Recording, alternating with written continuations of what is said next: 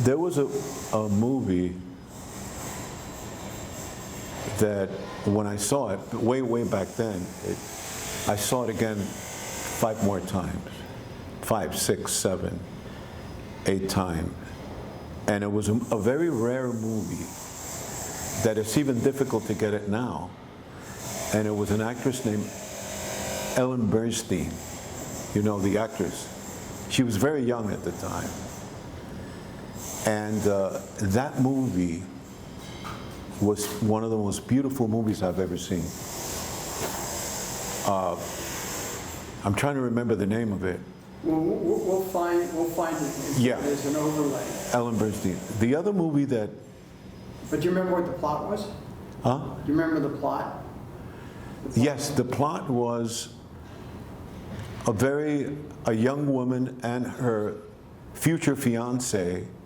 They take a vacation and they have an accident and they both are dead, you know. But she was only dead for 4 minutes or 3 minutes. He passed away, but she saw his spirit moving, you know, and she tried to hold on to him, but he left.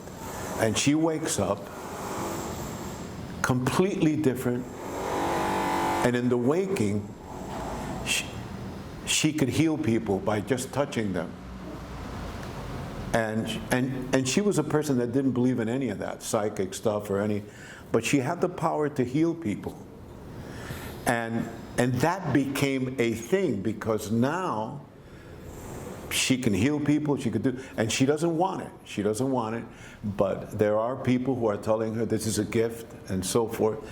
And for some reason, she goes to court because of the accident. She has to go to court. And in court, of course, she talks about, you know, her boyfriend and the whole thing. And to make a long story short, she gets on with her life. But psychically, she starts feeling that she needs to go to Peru for some strange reason. And it's a calling. I have to go to Peru, to Machu Picchu, to find my calling, you know, and it's there where I'm going to know who I am. So the movie is about that journey, but the journey is her forgiveness for her father, who was an amazing prick. And he was a total asshole, and since she was little, she was treated like shit by her father. But the whole thing about this movie is about how she can forgive herself and forgive her father. And that in itself, the psychic thing was okay, it was exciting, but that beautiful initial thing about her going to her father, who's in a deathbed, and she goes to see him, and she kisses him, and she says, "Dad, I forgive you, I love you, I've forgiven myself.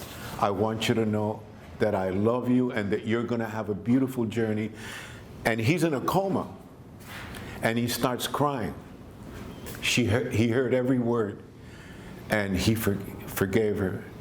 And that alone in itself was the beautiful part of the film. The rest of it was okay. It was wonderful, I mean. But now she leaves and she works in a gas station. For years, she was pumping gas and she didn't care.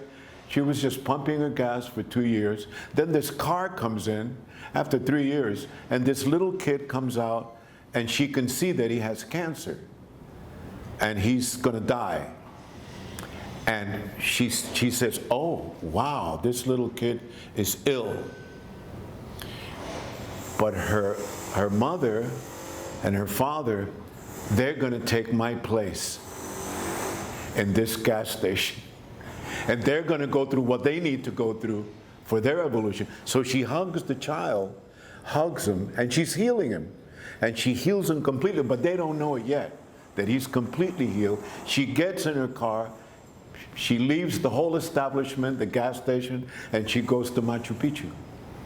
And you don't see her going, but that's the movie. And it's one of the most beautiful movies, inspiring, that I think I saw it about 7 times, because it's such a tender, emotional. It's not action. It's not killing people. You know, the typical bullshit that every movie has. This was a movie about emotion, about forgiveness, because we as human beings go through this shit all the time with our mother, with our father. You know, it's hard for us to forgive. So this to me made sense to me, because I went through it with my father, you know, and all that shit, and it was just a gorgeous movie. That's my number one movie.